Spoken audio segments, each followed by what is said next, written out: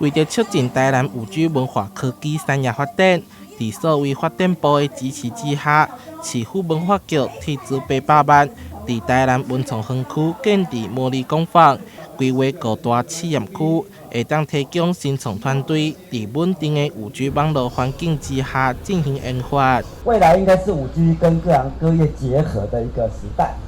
那我们对于文化跟这么软的东西跟5G 这个比较硬的东西结合是很，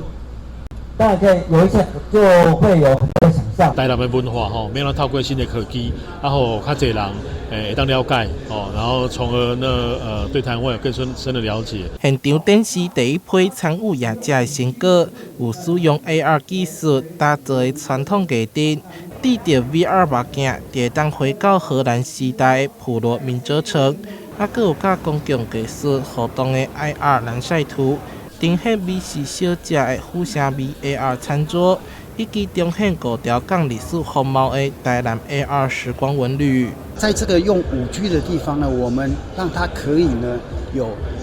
这个大概有20位，好，就是有20位的民众呢，如果我们的设备啦或是有充足的话，它都可以同时运用5G 的技术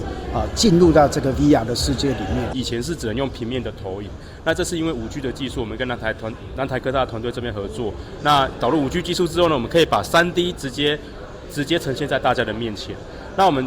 有准备了4道经典小吃：蛙粿、虾卷、鱼羹跟倒龟。制作基地目前由南台科技大学主持运营，